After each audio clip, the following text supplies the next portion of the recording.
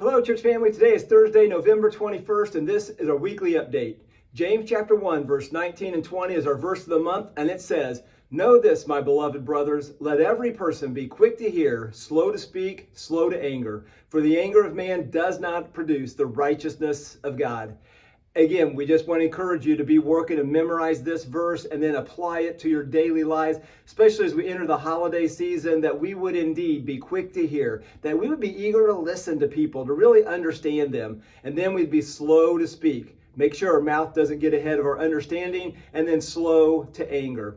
Because of all this purpose, we want to glorify God, build relationships, strengthen relationships, because at the end of the day, the anger of man does not produce the righteousness of God. We don't accomplish God's work through our anger. Well, this week we have several birthdays, and a bunch of them are tomorrow, the 22nd. So those birthdays are Eileen Mishler, Larry Musselman, Jeanette Seaman, and Rita West. On the 23rd is Jory Marquez. The 24th is Eric Hutchison's. 25th, Cindy Norman. On the 26th is Melissa Masons. The 27th is Don Cabbage and Andrew Trailers. So happy birthday to all of you. Then two anniversaries on the 24th. Dave Brandis and Beth Bartlett, and then also Irv and Helen Gers have anniversaries. So happy anniversary to you as well. Well, coming up Sunday, we've got 3 essentials classes at 9 o'clock in the morning. The ladies' class that are studying Ephesians. We have a class called Bringing the Gospel Home. It's about sharing the gospel with those closest to you at the holidays. And then another class called Reset and Refresh. And that class is about living a grace-paced life in a crazy culture.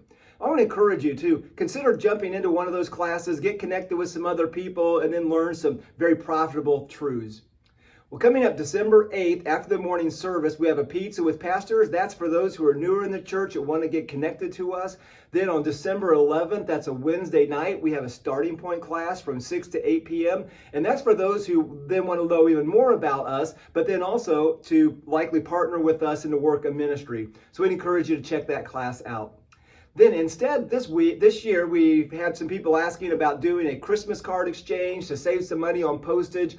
And so if you want to drop off Christmas cards for the church family here, if you can get them to the church by December 11th with their names, first, last name, put them in alphabetical order, those will get sorted and distributed by Christmas. A couple of prayer requests today. I want to encourage you to continue praying for Dave Record and Dick German as they're both dealing with cancer diagnoses. Pray that God would just work through supernaturally or through the doctors and medication, but that God would bring comfort, help, and hope through all of that. Then our resource of the week is this Gospel for Everyday Life. This is a little Christmas devotional. It's by Paul Tripp, trusted author. I love everything he writes. Is terrific. And it's a Christmas devotional. And so it starts on December 1st. And for each day through Christmas, it's a short little devotional. So I encourage you to pick these up. You'll see them around the church on Sunday morning. So please, I'd encourage you to pick one of these up. It'll be an encouragement to you to prepare your heart for Christmas. Well, coming up Sunday, we're going to think through some questions together like, how do we help those who are weak in the faith? How can we press on when things get hard? Where do we look for encouragement and hope? And where do we find joy and peace? We'll answer these questions on Sunday morning in our study of Romans chapter 15, verses 1 through 13 in a message called Harmony and Hope. Well, the verse of the day comes from the book of Job. In my Bible reading, this stood out to me yesterday. It's Job chapter 1. After Job loses everything, this is his response. And then Job arose and tore his robe and shaved his head and fell on the ground and worshipped. And he said, "Naked I came from my mother's womb, and naked I shall return. The Lord gave, the Lord has taken away. Blessed be the name of the Lord." In all this, Job did not charge God with wrong. And Job's response on this is amazing and wonderful because he clearly understood that God is always worthy of our worship. That whatever we have, he has freely given to us. And because he's freely given to us, he is free that if it's taken away from us, that we still have reason to praise him and to worship him. And I love the fact that Job, in all of this, he did not sin or charge God with wrong.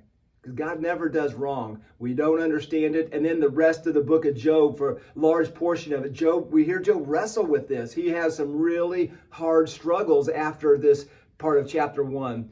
But then at the end, we see him put his hand over his mouth and return to this stance of worshiping God and understanding that God is always worthy of our worship. Well, church family, I trust you have a great rest of the week. Stay warm. May God bless you, and we'll see you Sunday morning.